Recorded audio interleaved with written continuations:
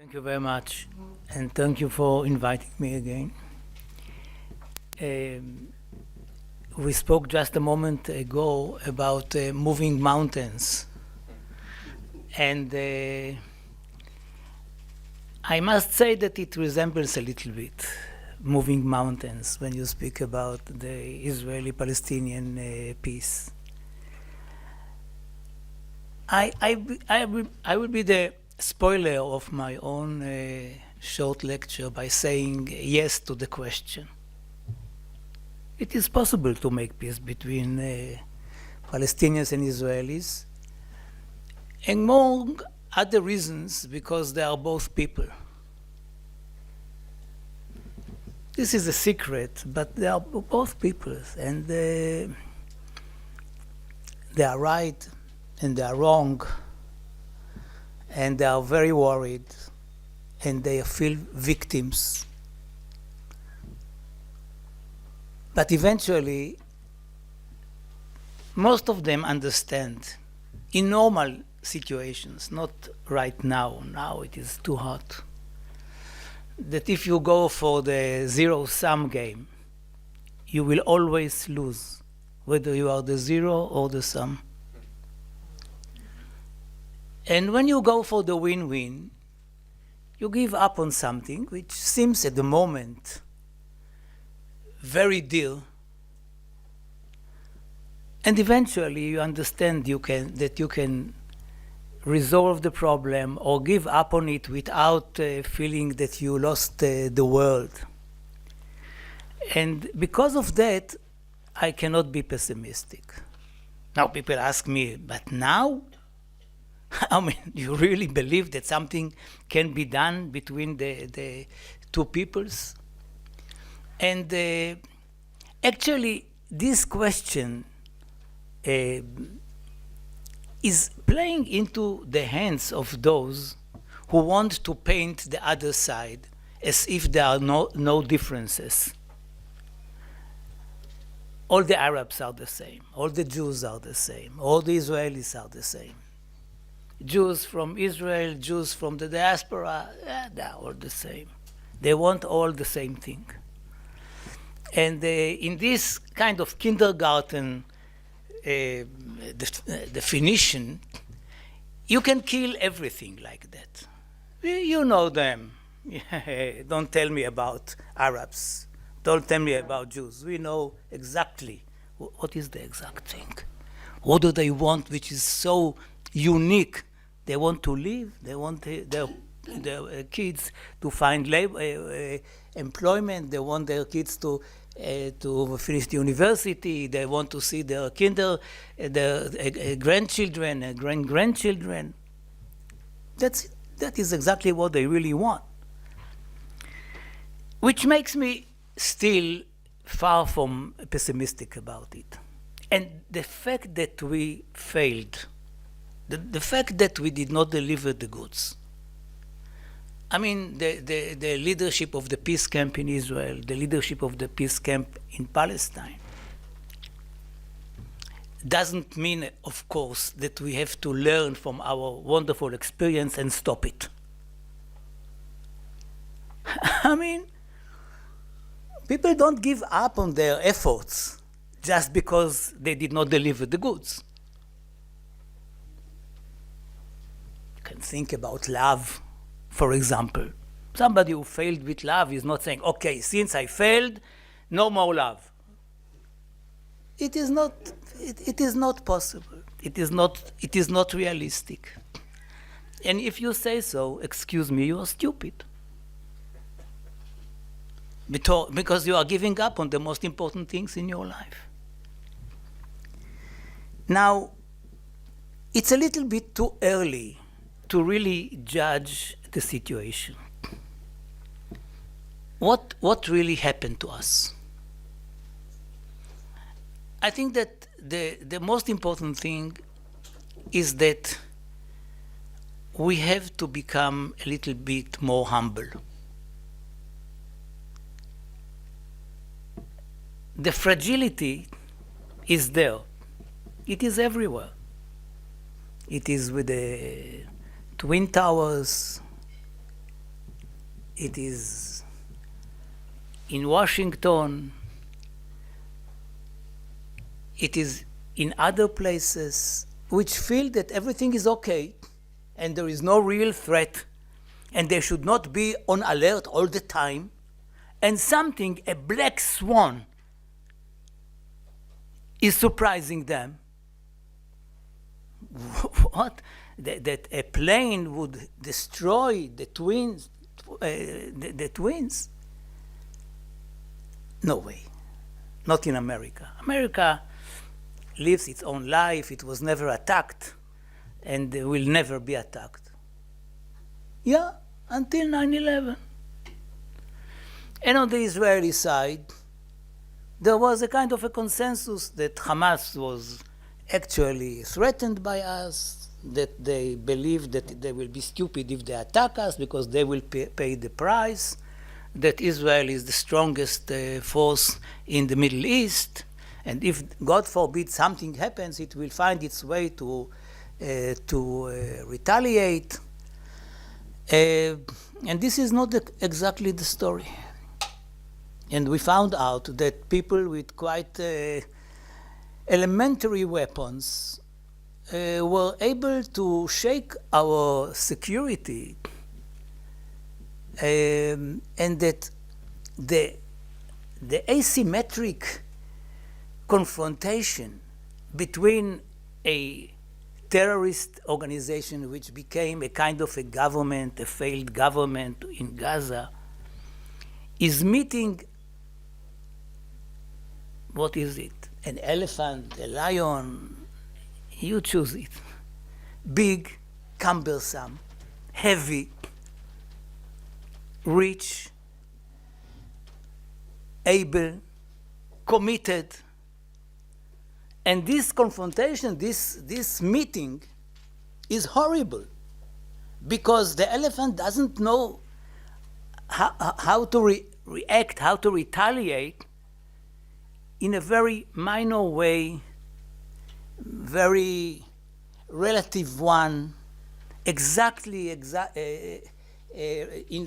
in reference to the big blow that it got. And then what you find after 7 months is that Israel is carrying a crazy attack of dismembering babies, of raping women, of taking hostage people close to 90 years. I mean, it is beyond the understanding. I mean, we are used to different things. We are used to wars, we are used to attacks, we are used to terrorism even. Not that one. So it didn't only take us by surprise, but it shook our sense of self-confidence in a major way. And on the Palestinian side, look what they did to us. I mean, we are not those who raped the women. So now, after a few hours of terrorism, even if thousands of people were killed, we are paying the price. I mean, look, they are killing our babies. They are hurting innocent people, and it's unfair. And the world is looking at it and says, yes, they have a point. Again, we are in the same loop, a competition of victims. This is our story. The Jewish people, the Palestinian people. We are hurting each other. We feel that we are the victims. And we ask the world to side by our truth, which will never bring us to peace if we are just satisfied by convincing the third parties that we are right and the other side is wrong. So Israel is mourning. It never happened to us. You know that you cannot say in Israel today or in the last 7 months, how are you? As simple as that. People don't ask, how are you? Now, you ask, how are you, without thinking about it. You see somebody, how are you? And the answer is, fine, it's okay, thank you. But you cannot say it's okay, you cannot say it's fine. So you are asking a question which will get an impossible answer, and if you don't want to embarrass the other side, you say nothing. Can you imagine saying nothing when you meet? Hi. Something like that. And there is a very big question of how are we getting out of it. I thought that Israel should have demanded that Hamas will leave Gaza 7 months ago. Elsewhere, they will save their own lives. They will never, or they will not come back to rule Gaza anymore, and other Arab forces, including the Palestinians first and foremost, would replace Hamas. This could have been the best solution, although I'm not sure that Hamas would have accepted this demand. But there was no such a demand at all. And the decision to retaliate, which was so understandable, is something that Israel paid a lot for. A lot. I mean, we got such a wave of anti-Semitism by people who, by definition, are looking at the world in black and white. They are not reading books before they demonstrate, and nobody can demand that they will do something like that.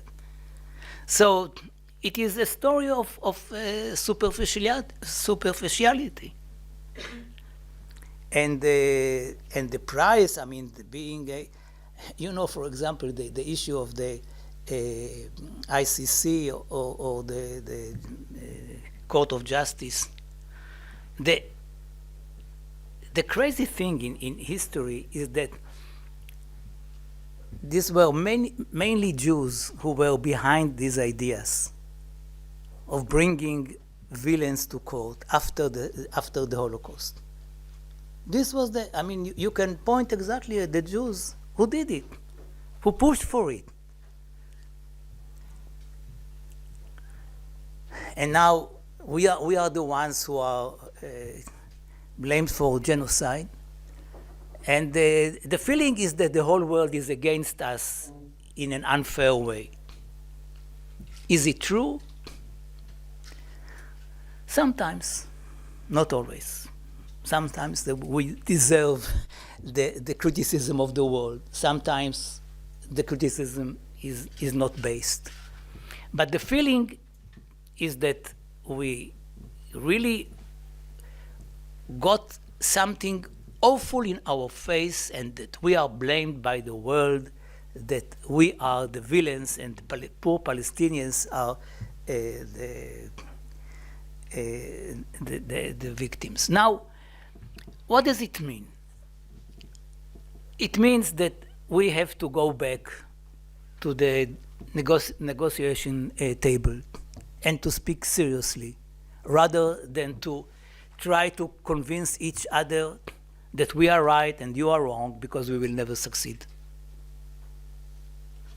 And each side will carry its own victimhood, as we did in the last 75 years, maybe. So what happened is that this Palestinian-Israeli solution is back on the agenda. Had I appeared here 8 months ago, not more, 8 months ago, you would say, again, the Palestinians and the Israelis, what about Kashmir? Do they have anything new? Is it possible to solve Kashmir? Is it possible to solve Palestine? Apparently not, and you have on both sides quite problematic leaders. One doesn't want to do anything and is against partitioning the land, another is too old. So maybe we can wait another generation, it's not a problem. And in the meantime, you can speak, tell us what is about Palestine and Israel. This is not the case anymore. This is not the case. People are speaking seriously about a two-state solution, understand that this is the only solution, which is reasonable, and even more so, the leader of the free world, at least for the next 5 months, 7 months, hopefully more, but at least for the rest of the year, is repeating the idea of a two-state solution twice a day at least, which is very important. He may not necessarily impose peace, because I don't think that there was such a precedent, but he may have an impact on the Israeli scene internally and on the Palestinian scene internally. And the Arab pragmatic states are ready to take upon themselves the responsibility of governing Gaza if Hamas is out and if there is a political horizon. In other words, readiness to talk about the two-state solution. And the point is that this is the plurality in Israel and also in Palestine, the support for a two-state solution, but the majority has other ideas. It's not that they don't want anything. Unilateralism, of course, getting rid of the other side and things like that. So the two-state solution is back. It is supported by most of the media in Israel, and the Arab countries are ready to be involved. Now, we have a plan. It is the Biden plan. Biden put it on the agenda a few months ago, leaked it to the New York Times and to the Washington Post, but never presented it officially. And he speaks about 3 stages. Nothing is mind-boggling. I mean, he's speaking about ending the war in Gaza, freeing all the hostages, having a coalition between Israel and the Arab pragmatic states, including Saudi Arabia, and beginning the dialogue between Israel and the PLO on the two-state solution. This is, I mean, it is so obvious, so expected, and still seems like totally imaginary. But I do believe that it is possible to go for something like that. You see more, you hear more and more voices in the Arab world and in Israel saying, we don't have a better solution than that. After many years in which people gave up, maybe the only solution is a one-state solution, and this is, I can tell you, this is a no solution. And the question now is, how can we solve the problem? When we sit together. Now, I can tell you that in '93, when I began the Oslo process, we did not have a clear plan about what are we going to have as a permanent solution.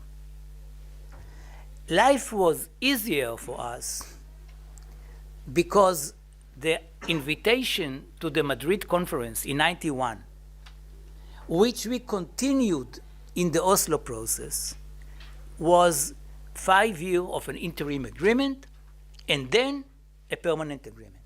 We had to have our permanent agreement, you know when? On May the 4th, 1999.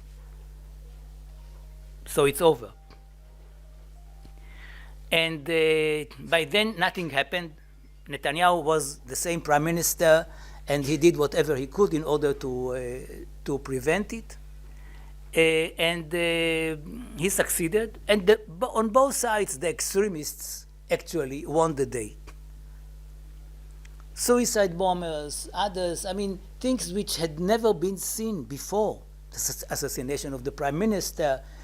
I mean, People went to the odds in order to prevent it and used or abused the interim sense of the solution in order to torpedo it.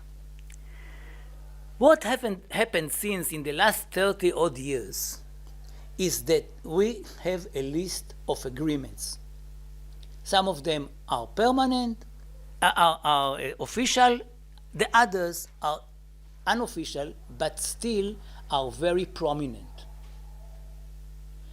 We succeeded to solve informally mainly all the issues on the agenda, like the border, like the future of Jerusalem, the future of the Palestinian refugees, and others. Of course, security is one of them. So if we sit together with the Palestinians tomorrow, we have to go first to the library, to refresh our memories, to find the details, to update them, because some of them were agreed upon already more than 20 years ago. But some of them, like the Geneva Initiative, is very, very detailed with 500 boring pages of annexes on water, on environment, you name it. I mean, we really touched all the relevant problems, including the electromagnetic space. So we know what to do now. We don't need 10 years in order to negotiate if we want to succeed. If we don't want, we can negotiate for 100 years. But there is one problem which became even more difficult than in the days of Oslo, and this is the issue of the settlements. In 93, when we negotiated the Oslo process, the Oslo agreement, there were 90,000 settlers on the West Bank. Today you have 500,000. And I'm not speaking about Israelis who live in Jerusalem. It's another 200,000. Now, you will not find a prime minister or a future candidate for this job who is ready to evacuate hundreds of thousands of settlers from their homes. You will not find them. Even if they believe that this is the right thing, it is politically very, very difficult. I'm not saying that in a democracy you cannot do something like that. But what is important is not what I think about it, but talking to the current leadership in Israel, they don't even think about it. On the other hand, they don't have a solution for the problem. And here we, meaning a group of Palestinians and a group of Israelis, sat together about 4 years ago. The Palestinian group is led by a very significant and important lady by the name of Dr. Hiba Husseini. She is a lawyer from East Jerusalem. And other Palestinians. On our side, I led the group with some Israelis. And we suggested that the two-state solution will be under an umbrella of a confederation. And the model is the EU, which began with steel and coal and gradually became what it became, and it will change in the future because it is a gradual process. One currency, whatever. Now, it is not very easy because we don't have the same kind of regimes. We cannot have rotating leaders or a joint parliament or a joint court. But we can have a loose confederation, a loose umbrella, under which all the settlers who will find themselves in the future in the West Bank, or not in the West Bank, they are in the West Bank, but in the Palestinian future state, will remain where they are. They will not be moved at all. There won't be any confrontation with them. the army will not be sent to them as it was sent to the settlers in Gaza in 2005. But they will be told, you are allowed to go back to Israel, to sovereign Israel, and to get compensations. If you wish to stick to this nice hills on the West Bank, be our guest, or actually the guest of the Palestinians. And there will be, as a result of it, they will demonstrate, they will not like it. It is not that I'm deceiving myself, but there will not be a direct confrontation of soldiers and police that are dragging young girls from their homes, as it was in the past. If we do something like that, I think that we can make our life easier and make it possible to have the two-state solution. Because this problem, which is, it is not technical, but it is like a technical problem, is today the biggest obstacle, more than issues like Jerusalem, which is always used. How can you solve Jerusalem? You can solve Jerusalem. You divide it. And the return of Palestinian refugees. The return will be symbolic, and it will be financial. It's not that Israel will open up its doors. But if you remember, in the Trump plan of January 2000, it is written that Israel will be screening the potential citizens of Palestine who would like to live there. Not in Israel, but in Palestine. His plan was, excuse me, so idiotic that people really did not take it too seriously. And if you forgot this this line in the plan, I excuse you all, because you didn't attribute too much importance to his plan. But in 2020, this was the plan, and Netanyahu, who is now totally against the two-state solution, was very supportive of this solution. We are not speaking about Israel becoming the gatekeeper of the Palestinian state. If they want to absorb 5 million Palestinians, they will have to absorb them. And in Israel, it will be a much smaller number. I will not get into such details. Now, we published a booklet. You can Google it, and the Holy Land Confederation, and find it immediately. But we insisted upon one thing, which was alluded to during this day, and that is the narrative. In my previous efforts, the negotiations that I had with Abu Mazen about the permanent agreement in '95 and many others, I don't get into them. The criticism against me, one of them, was that we solved the 67 problem, but not the problem of 48. Meaning, what was the meaning? In 67, Israel conquered huge areas relatively to its size, and we related to these territories. But in 67, we were behind the Nakba, in which the Palestinians ran away, not because they didn't want to stay at home, but because they felt that there was no other choice. Now, what are you going to do with it? An open wound forever? If you don't solve the issue of 48, you will never have peace. We sat together, and we are having now, this is part of our booklet on the Confederation, we are having now a joint narrative which was never done before. Never ever had it been written together. And like in other issues, But that seemed even to me almost impossible. We found out that if people who really want to make peace are sitting together, nothing, but really nothing will prevent them from achieving it. And if you read the narrative, and I really urge you to read it, it is only 20 pages,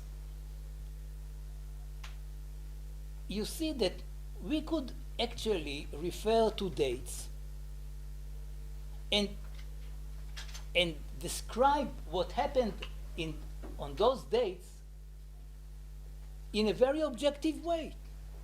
I mean, the fact that Jews were persecuted in Europe is a fact. The fact that they came to Palestine is a fact. The fact that the Palestinians were not enthusiastic about the tide of their immigration and were afraid that the Jews are coming to get rid of them is also a fact. And you go on and on and on, and you see a list of facts. Some of us are very inconvenient for the Palestinians. For example, had they agreed in 1947 to the partition plan of the UN, there would have been no war. No Palestinian refugee would have left the country, and everything could have been different. So this is, and only a few years ago, Abu Mazen admitted publicly that this was the biggest mistake of the Palestinians.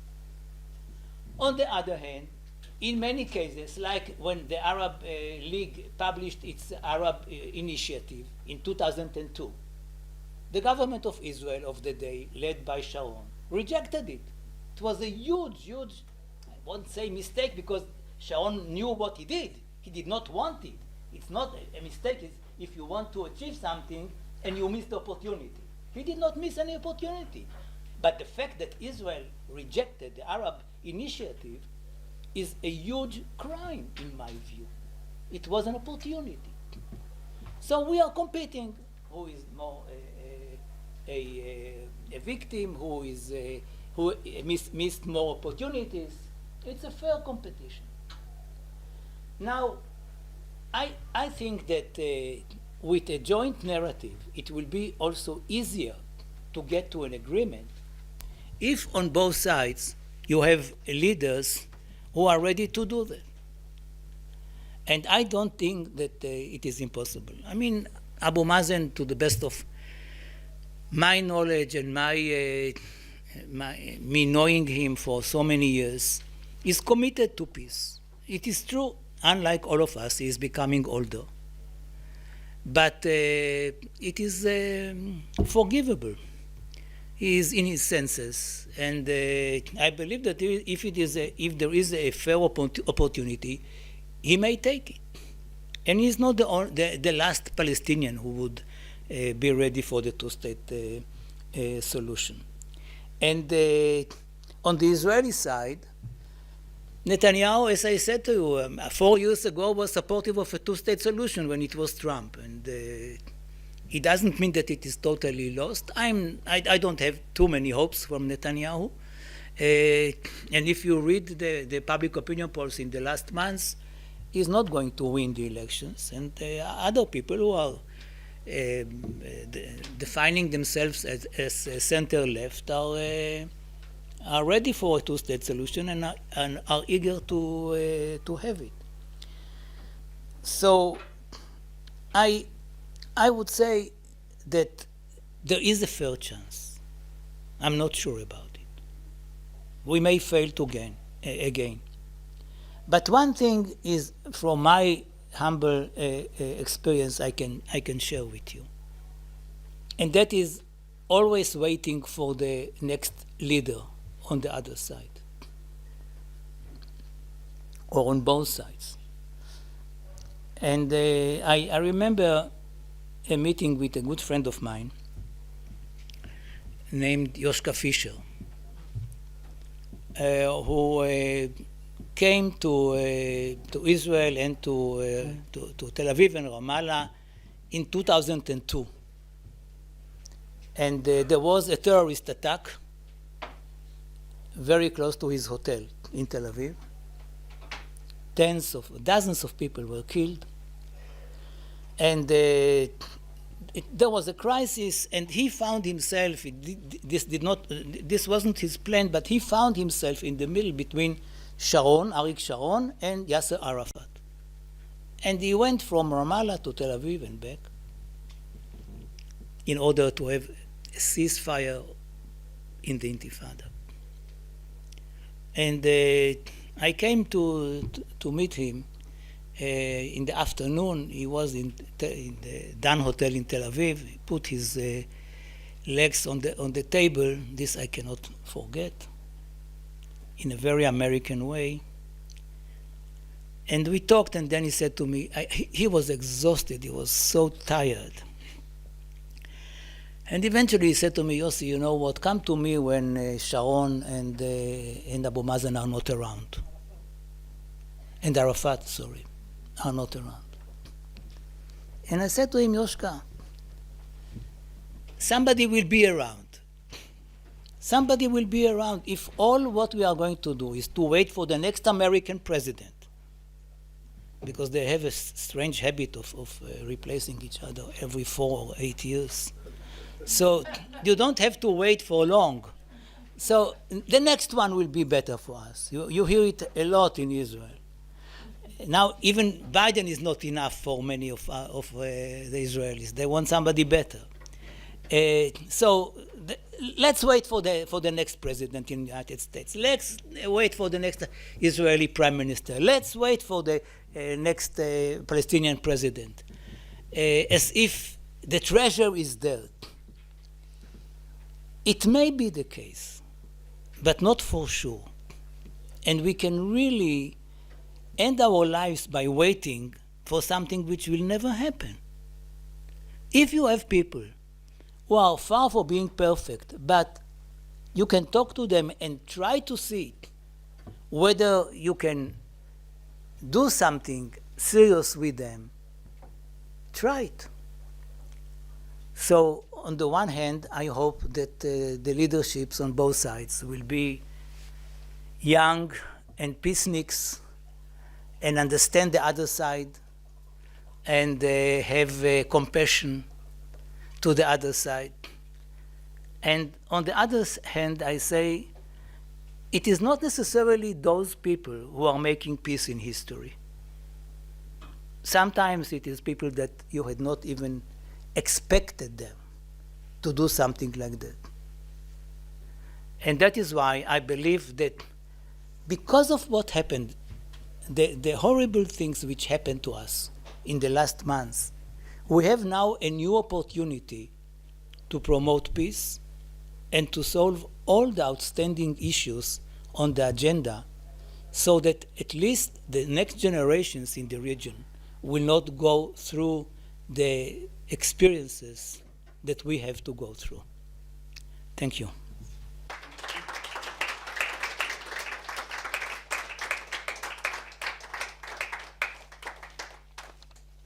Much. That was much more and far greater than we expected. So definitely, I'm sure you've inspired questions and comments and debates. Please, let's use the special opportunity that we have to learn from each other. Okay? We'll start with Rosie.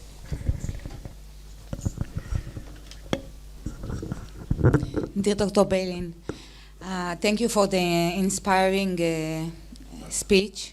I wanted to ask you what we are doing in a situation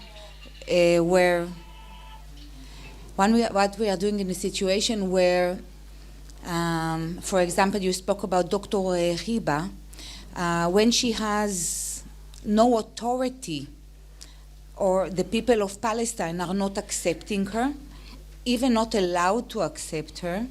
And I will expand this question when you are, maybe the other side is not as democratic country, not with the same structure, like Israel, for example, where you can force the people through the government and this, governmental decisions, when they are democratic, on a solution or other. And the PLO or Abu Mazen has no also authority, or he's not popular with the Palestinian people. This is the easy question. The more difficult question is, how do we remove really Hamas? And not only Hamas, if we speak about the extreme ideologies that are spread beyond Hamas as well. How can we deal with that? Thank you.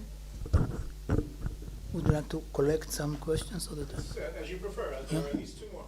Okay. Would you like to take a few more?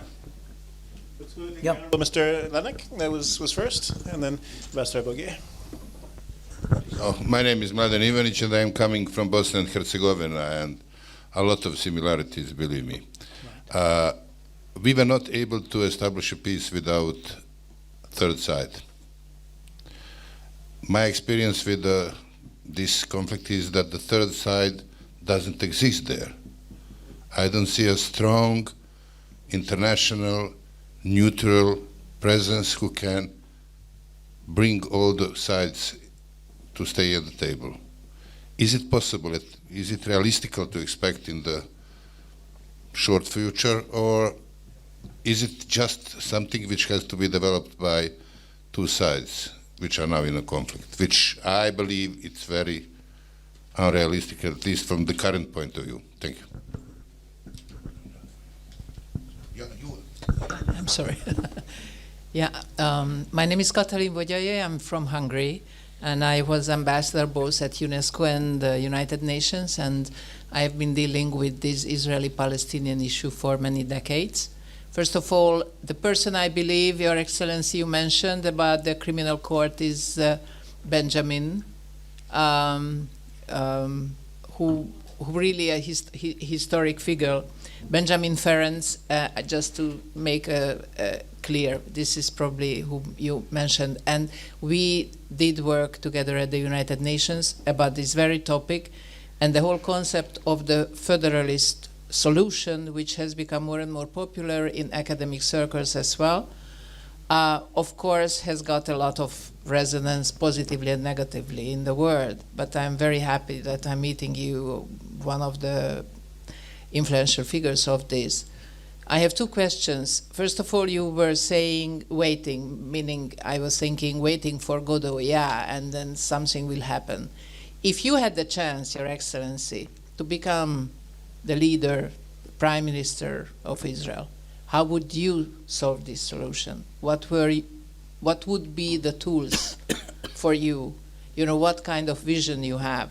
And also, working together with the Mona Jewel, obviously that was a legendary story, the Oslo Accord, and in a way failed.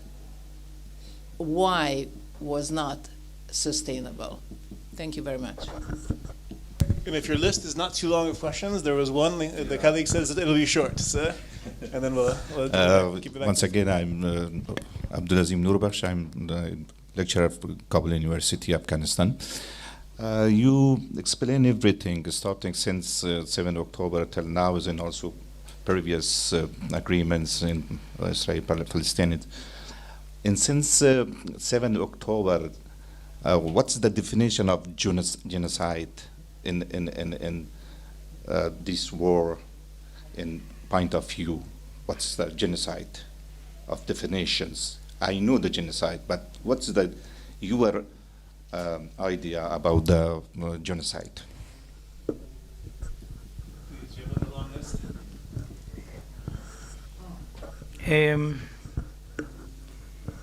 Well, the fact that the other side is not democratic doesn't prevent us from making peace with the other side. I mean, there was a moment in history when Bush 43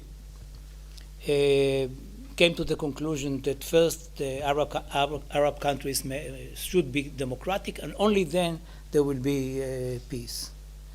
I think that it is too presumptuous. He was wrong. We cannot impose democracy, yes, we cannot impose peace. there is the example of Turkey, of Japan. Sorry, this is the only real example of almost imposing democracy on a authoritarian state. And again, I would like to see negotiations without any kind of preconditions, not on their side, not on our side. Because once you put conditions, like first of all, admit that Israel is a Jewish state. And if you don't admit it, it will be something else, it will be a Chinese one. I mean, there is no, you get nothing by these demands, only unless you really don't want anything. Then you can invent things which are understandable. You first end all animosities and, things like that. But usually, if you really want to make peace, don't put conditions to the other side. Sit together and talk.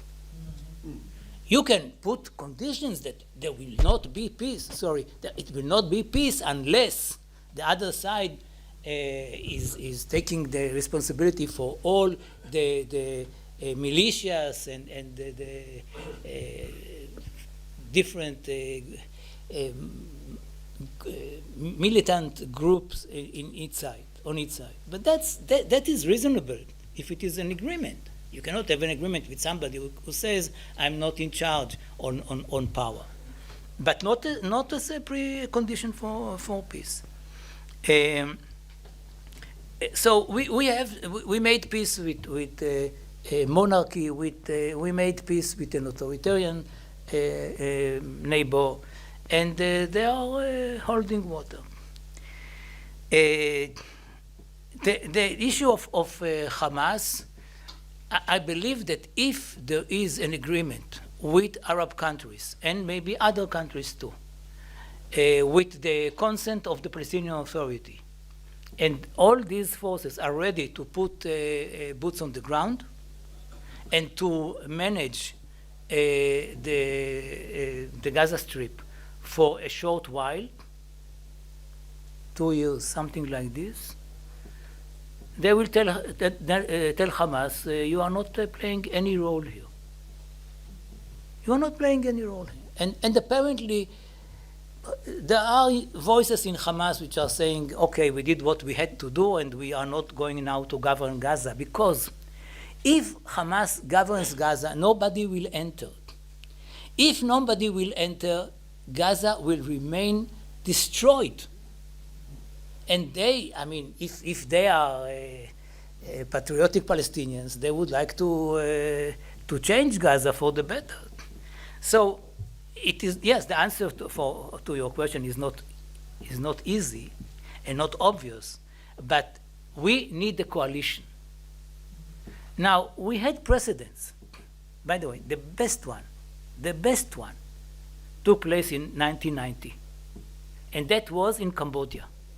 And the UN nominated a trusteeship in Cambodia for 18 months with tens of thousands of employees. Security people, bureaucrats, police, headed by a Japanese diplomat who died in the meantime. After 18 months, this guy gave back the keys to the Cambodians, and although the story since then in Cambodia is not a fairy tale, it is a huge success story. 18 months. So something like that is not impossible. But it cannot, it couldn't have happened had the Khmer Rouge remained there. The Khmer Rouges of this world have to disappear, or at least to move aside for a while, hopefully forever. A third party, if both sides want peace, they don't need a third party. We did not tell the Americans until the end of the process anything, almost anything about Oslo. They just were not in the loop. But we were eager to solve the problem. Rabin was eager. Arafat was eager. So we signed. If you see that the two sides are reluctant and, sometimes come late to the meeting and they are always doing you a favor for participating, these people, then there is a need for a third party who tells them, hey, kids, get up. And that third party is only the Americans. If you remember what Carter did in the negotiations with Egypt, he was relentless. If you remember what Baker did to prepare the Madrid conference in 91, he was relentless. 8 times he moved between the two parties until he invented one of the most wonderful diplomatic inventions that I know about. Israel was afraid that if there is a Madrid conference, it will impose on it the solution, because as you know, the whole world is against us. So what are we going to do? Then he said, okay, the conference will not take any decisions. Any decisions. You will know everything from in advance. Now, the decisions would be part of the invitation. You are invited, Your Excellency, to a conference in Madrid, which will agree to negotiate peace between Israel and the Palestinians in a context of the Israeli-Palestinian joint delegation for a year, and then 5 years, after 5 years, there will be a permanent agreement. Okay, so this is the punishment that I have to get? Yes. Okay, this is the invitation, and it works. It worked. And the same for the Palestinians. They were afraid, and the Syrians were afraid. Everybody is afraid. So nobody came afraid to Madrid. They all had the invitation. So you need such a creative, sometimes, especially if the parties are not creative enough. You need a creative guy or lady who will shuttle until something is agreed upon. Had it been up to me, I would have gone immediately on the same day of the inauguration of my government to Ramallah, sit together with my old friend Abu Mazen, and agree with him what should be done. And I'll tell you something about Abu Mazen. I can tell you more than something, but I will only tell you something about him. He is old. He is not healthy.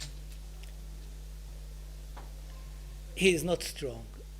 He is not popular. Unlike all the other leaders in the Middle East, who are very popular or elected democratically and so on. But he has one advantage that only he has. He is one of the founding fathers of the Fatah. And his power or authority, I would say, comes from the fact that he was there when Fatah was established. And if I don't know about the implementation of the agreement, but if he signs an agreement, it will not only be accepted and honored and respected by the world at large, by the Arab world, but even by the Palestinians. This is an advantage that nobody else has there, and it says something. Now, and I believe that sitting with him and finishing the work with him would be conducive to an agreement eventually. Why Oslo failed? Because we did not. I would say two things. First, we did not take enough into account the lunatics on both sides, which were ready to actually die for their cause. we thought about demonstrations here and there, but not about something like terrorist attacks of suicide bombers and whatever. This was behind the horizon because it did not happen beforehand. And we did not think about killing our prime minister by an Israeli. I mean, this is... So we have to be more careful, and I'm not sure that we know how to do that. But next time our prime minister goes to a demonstration for peace, he should take with him the anti-bullet vest. It's better. Don't give up on it. And about genocide, genocide is a mass killing. It's like the question of Plato, what is a hype? It is 3 or 2 or 4 nuts. When it becomes a wife, when it is big. And a big attempt on thousands or tens of thousands of hundreds of thousands of millions is genocide. This is why I always believed, for example, that the Armenian genocide is a genocide. And I don't understand between us why today, when Erdogan is speaking in such a way against Jews and Israelis, I mean, a little bit more than what we deserve, we don't use the opportunity to recognize the Armenian genocide. It was a Holocaust. Thank you very much.